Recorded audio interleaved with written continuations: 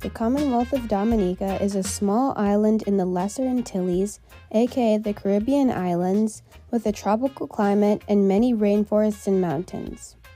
The Commonwealth of Dominica's parliamentary republic was established upon its independence from Britain in 1978 to ensure that the people had inalienable rights and to allow the new nation to make progress as a people.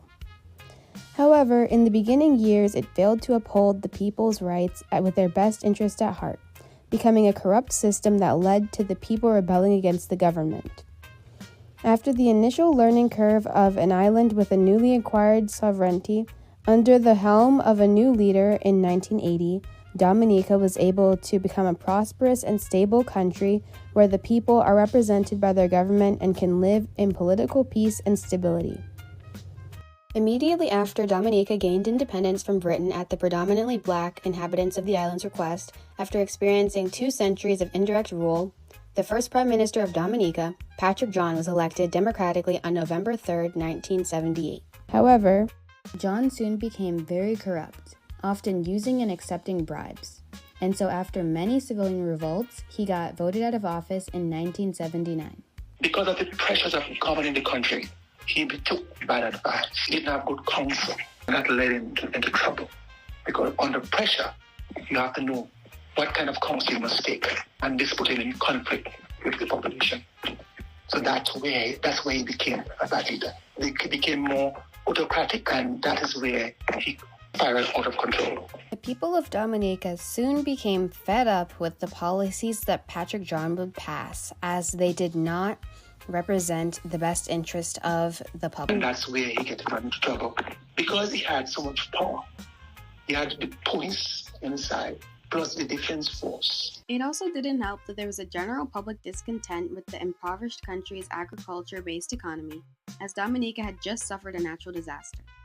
Hurricane David, a Category 5 hurricane, hit Dominica on August 29, 1979, and destroyed many of their crops. The citizens, and specifically the farmers, were struggling, and they demanded, alongside the teachers, that they had an increase in pay.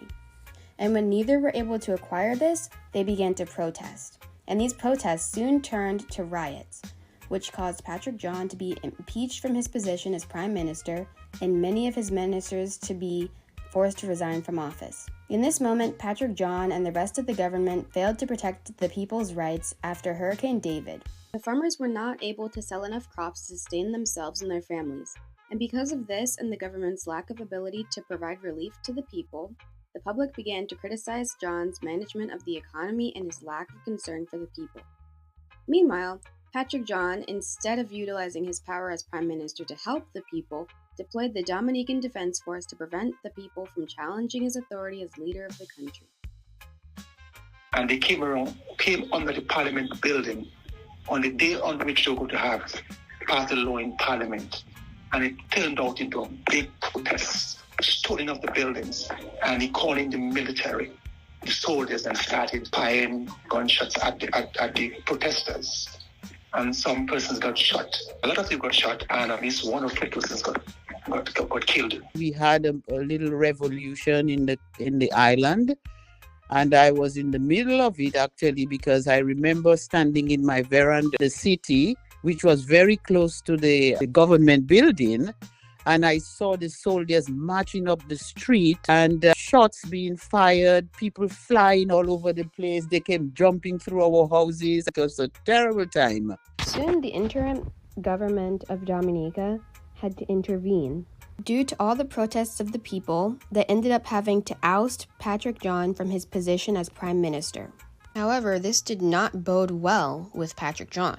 In 1979, Patrick John was voted out of office, but he continued his attempts to gain power despite Eugenia Charles, the first female prime minister in the Caribbean, being elected in 1980.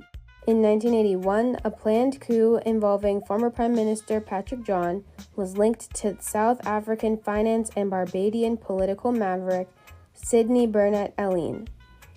The John-led Labour Party had fallen from power after union strikes and civil disobedience, leading to the appointment of an interim government led by Patrick John's former Minister of Communications and Works, Oliver J. Serafin. U.S. officials arrested a band of armed mercenaries, including Dion E. Phillips, 9 Americans and Canadians, and Michael Perdue, charged with conspiring to overthrow the Dominican government.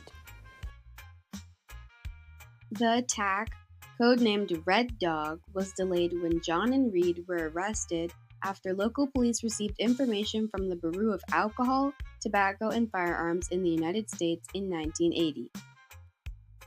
Meanwhile, her staff discovered a report by Colonel Cecil E. Martindale, a Guyanese officer, that criticized the DDF's leadership. In an 18-page report, he listed serious faults in the DDF's leadership, including incidents of marijuana use, sexual harassment of female soldiers, and lack of discipline. While Patrick John and some others, including members of the disbanded Defense Force, were in prison awaiting trial, yet another attempt was made to topple the Charles administration. In the early morning of Saturday, December 19, 1981, shortly after 3 a.m., Captain Newton and 8 masked, gun-toting men invaded the police headquarters in Roseau, which is the capital of Dominica, in what is believed to have been the beginning of a coup designed to free Prime Minister Patrick John and others awaiting resumption of the trial in January for their part in the abortive coup plot on the previous March. 6 policemen were injured during a takeover attempt, including Police Commissioner Oliver Phillip, who was shot on his jaw and neck, and Police Officer Matthias Alexander, who was also killed at the police headquarters. Prime Minister Eugenia Charles founded the Dominica Freedom Party, DFP, to promote hurricane recovery and decreased unemployment and inflation policies. Moreover, she was able to strengthen Dominica's allyship with Great Britain through her involvement with them politically and through her friendship and shared characteristics with Margaret Thatcher. In the 1990 elections, the DFP won a majority over the Dominica United Workers' Party, WP, and the Labour Party of Dominica. Moreover, Eugenia Charles, throughout her prime ministership, proposed press freedom legislation and strengthened ties with Barbados. Despite facing 2 coup attempts in 1981 and Great Britain's minimal aid, her administration saw significant progress. Describe Eugenia Charles's positive qualities as a leader and a politician. Well, she was a very intelligent lady. She loved to see improvements, and the country developed very well. They extended a lot of roads and different things was just going very well. Okay. We had our boat, we had transport, and we had our farm, and we were selling coconut factory, making copra and getting. So when you sell copra, you're getting a lot of money. And we had the boat, we getting fish, so things was getting very well. We had animals, so we had a lot of things. So things was very good in Dominica before. Charles served as Foreign Affairs and Finance and Employment Minister, fighting government corruption and tax evasion.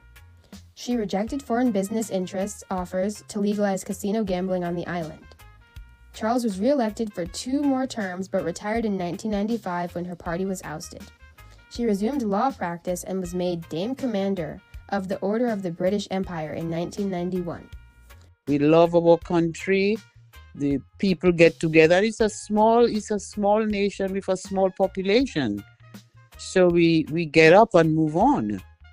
And so no matter who is in power, that's what we do. We get up and move on. Dominica currently has a very solid education system where the literacy rate is 94% and increasing. After Eugenia Charles retired from being Prime Minister, the next Prime Minister ratified the Integrity in Public Office Act in 2003, which required all government officials to account annually for their income, assets, and gifts. All offenses under the Act, including the late filing of declarations, are criminalized. This act was established to minimize corruption by officials. This act is one of many acts and policies that were passed by the government to ensure that politicians and government officials are acting responsibly, and in this way, the Dominican government continues to live up to their responsibilities to the people in protecting their rights.